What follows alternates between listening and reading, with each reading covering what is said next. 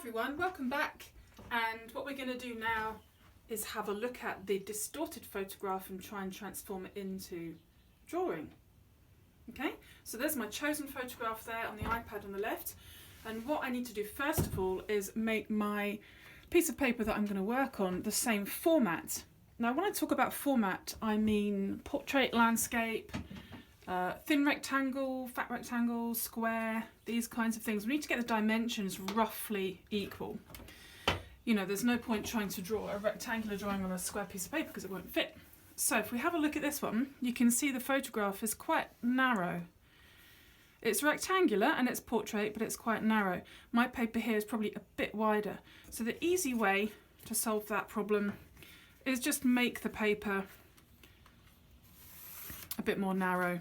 And I'm just using my eye here as a guide. I'm not going to measure it or anything silly. I'm just going to roughly look. So if that's the width there, how many widths can I get in the height? 1, almost 2, like 1 3/4. It's a bit bigger than that. 1, 1, 2, 1. Yeah, so really it just needs to be a little bit narrower. That kind of thing, I would say. Okay, so outline first of all. Composition, as always with the composition, same when we did the beetle or the insect, the bee. You decide where you're going to start on here and then where that place is on here. So first of all, I'm going to just put an outline for really like the edge of the spoon here, the edge of the thumb, edge of the finger, edge of the spoon. And then we're going to treat this like a tonal map. Okay, we did a little bit of this sort of thing before. So putting darks and lights in a kind of almost like a contour lines on a map. So I'm thinking here to here is roughly about right. And then you can see the spoon touches the edge of the page round about there. You know, not here, because that's where my thumb's going to be, not up here, but about here for the edge of the page. So that's the kind of thought that's going through my head the whole time I'm drawing. So I'm just going to sketch nice and light. Edge of the spoon comes in at a really strong angle here. Thumb. Now see how the thumb goes off here. Look at the angle of it.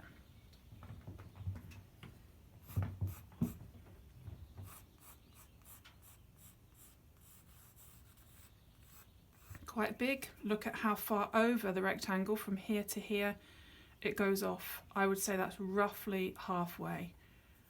Roughly. Yep.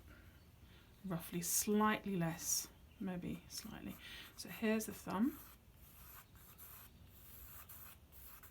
Here's that sort of hidden finger shape, which is quite difficult to get the exact shape, but we'll just put a light line like that there and go back to it. And then look at where on the thumb this part of the spoon comes out. It's not down here touching this finger shape. It's not over here. Look at this here. This is the same with any type of drawing that you do.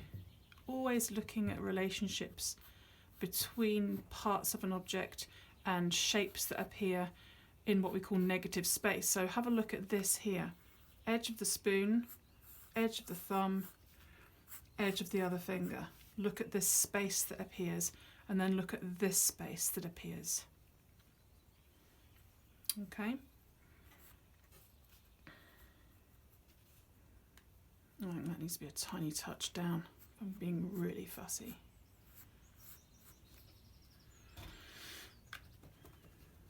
This is what's going to help you get any drawing accurate and in proportion. Always looking at the gaps between things as well as the actual lines that create the shapes themselves.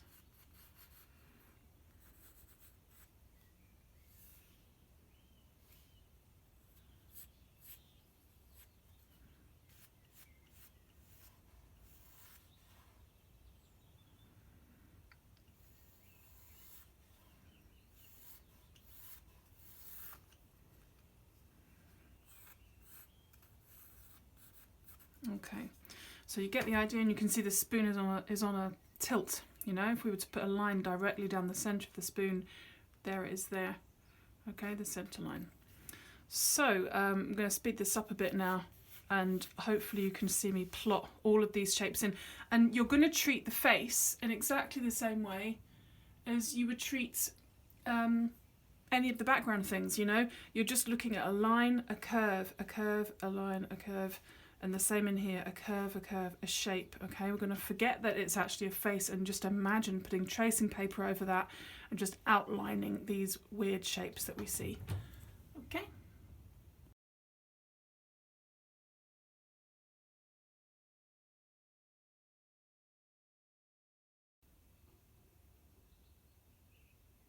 So no prizes for guessing. This teacher's not getting any kind of prize for presenting videos on YouTube. I didn't actually speed up my line work, I slow motioned it. yeah, silly me. So, and then I tried to speed it up. I put it in the editing thing and I tried to make it go faster, and it just kept saying not enough space, not enough space, no storage. And I thought, oh my God. So I'm not doing that anymore. I am simply showing you my tonal application. So I've gone on, as you can see, and I've started to put some tone in. And you can see all the little lines for the tonal map, and it's now dark to light. So you just need to sort of do this in any way that you would do any kind of drawing like this. You know, the same kind of thing. Look at the blacks, look at the whites, look at the greys, and plot them in. So you can see here, look at this tiny little black here, triangle. That's got to be really dark, and then the skin of the thumb here has got to be really light. Okay, so what I'm going to do eventually is work that much further down until it's as dark as I can possibly make it by layering up, because that's really black. But then the skill lies in trying to make it go from black right down here, slightly lighter as we go away from it. But this is a skill that we've been trying to teach you since first year, okay? And it is very much the sort of thing that just takes a long time to develop. It takes years and years, and you guys just have to start where you are now and work it up from there. You know, so you can see as I'm coming away from that black triangle, I'm just going much more lightly, really pale, and then maybe in the other direction as well, so I don't end up going too stripy. Although some people like the stripes, I just prefer it to be a little bit more even. So there I am, getting lighter as I go away. And then if I decide that I've not gone quite light enough over at this end, I can easily get a rubber and remove some. Same for this little highlight along the edge of the spoon. You can see that I just made a line here to show where the dark would be, and I left a skinny bit of white, and that white goes all the way up there to create the edge of the spoon. If you decide it needs to be pulled out a bit more, there we go, pull it out a bit more with a rubber. And then if you decide that that white bit is just a bit too fat, then you can go in and you can skinny it up, skinny it down, what would the term be? Make it thinner by just kind of pulling the tone over towards the white a bit more. Okay, so it's all balance of light and dark, exactly the same as when you did your insect drawing, when you did your lockdown portrait, all the same kind of skill. All right, so that bit's working quite well now, but then obviously there's loads to do here. When I was looking at the face, I started to put some tone into the face, and I realised, you know, when you look at that face, there's not really any pure white in that face anywhere. The only pure white in the whole drawing actually would be this huge big window here, this space down here, maybe part of the finger here. But really in this face there's no pure white.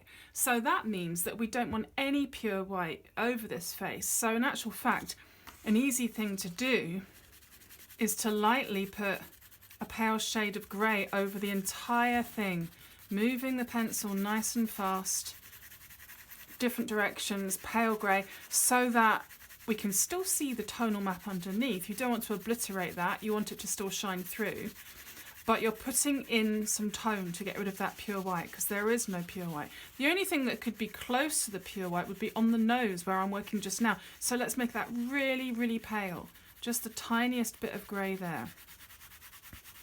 And down the side of the cheek, possibly here.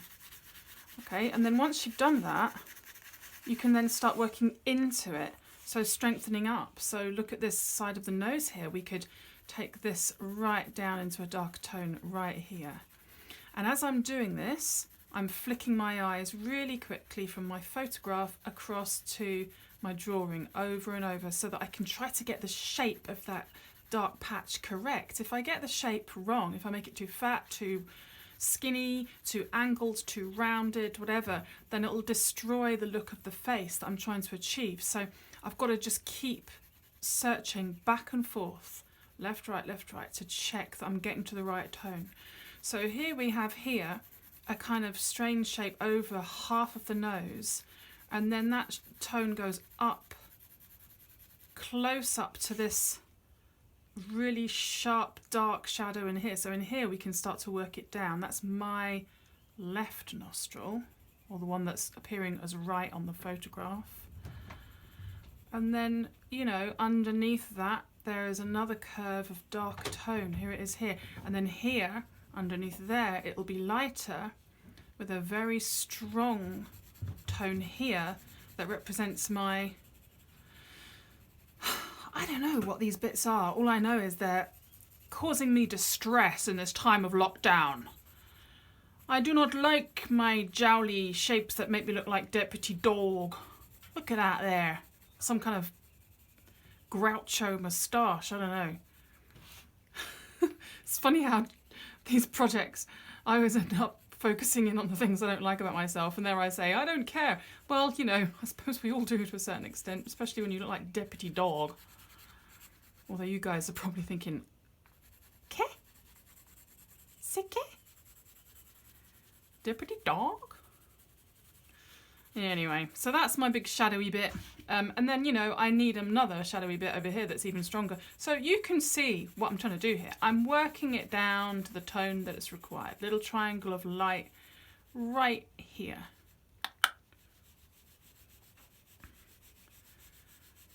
So what I'll do now is I will press the, what is it? Time lapse. And I will attempt to time lapse this now. And I will try very hard not to press slow motion, because that's caused me all kinds of problems this morning. Yes. Okay. Left, right. Do you see a similarity? Hopefully you do. Okay. Toodle pip.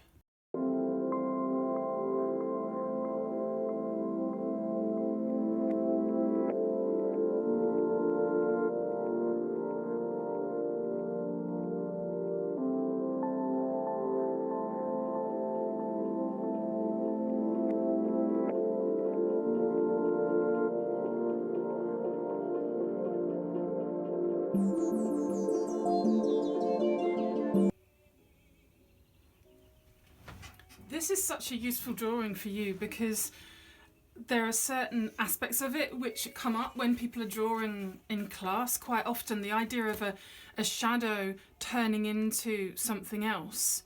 You know, what I mean by that is look at this big shadow around the eye and look at how it blends into the black background. So there's a strong black background here, and then this comes into the eye, and you don't see the edge of the face right here. You see it here, and you see it here, but you don't see it here. It's blending in. It's a bit like a pool of water that's spilling out into another pool of water. So, you know, have the confidence to just go for it and just whack it in. So I'm putting, what I'm doing for this whole eye is I'm putting in a sort of medium to dark tone, and then I'm just going to bring it out, right out over into this black background, which by the way will be much, much darker by the time I'm finished. Right now it's not too dark because I'm going to have to spend a long time layering that up, but I'll probably do that later on. But you can see this grey goes from the sort of orbital shape of the eye here out and blends in to that background, okay? And then what I would do then is just strengthen up where I see it darker. So I can definitely see a sort of eyelid and a pupil going on in here. So what I'm going to do is work that over the top of my grey. This is so useful to you. This project is for third year, but I'm expecting to see hires checking in, looking at this little video to get ideas about how to shade in a face. Okay, it's a distorted face. That doesn't matter. It might be one or two of you doing a project on distortion, or you decide because of looking at this that you actually, oh, I could do that, something like that. And it's actually quite freeing because you're not having to worry about, oh, it needs to look like a photo of me. It already is a kind of monster version of you, right? So that kind of makes it a little bit easier, even if that's just a sort of subconscious little crutch there to help you. So there's me now starting to strengthen up inside there. And then as I come up to here, look, there's my nose. This is going to be really light. I got to get this strong, strong dark here, swooping away. And then leave that much, much lighter. Going back to here, I can see this now needs to be darkened down. So this strong, yeah, my jowls, my deputy dog jowls. That needs to be stronger, and then this needs to be stronger coming down here, and this probably needs to go a bit darker. This white triangle is not as white as that. Let's get the balance correct here. This needs to be slightly darker. Okay, back to it.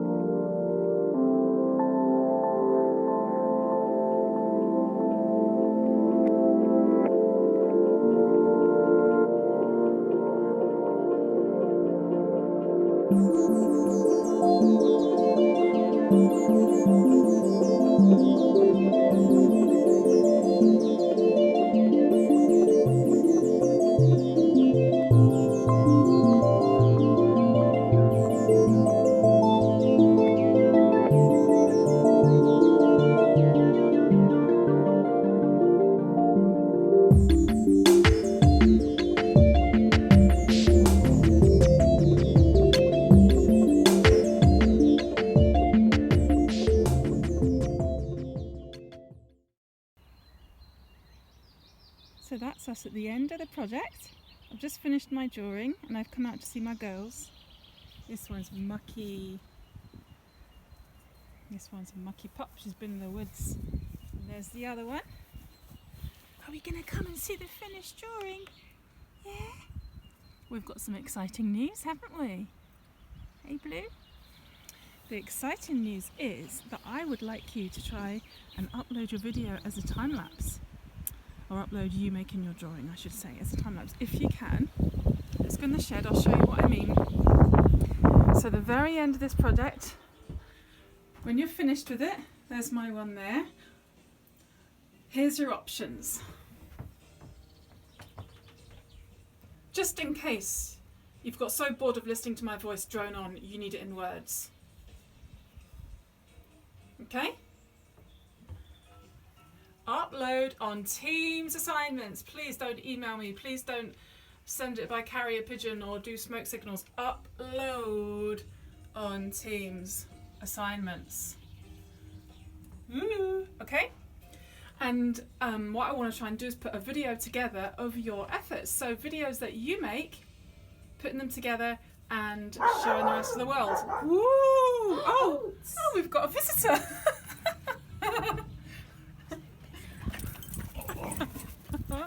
All right then, bye everyone. Oh, Don't be so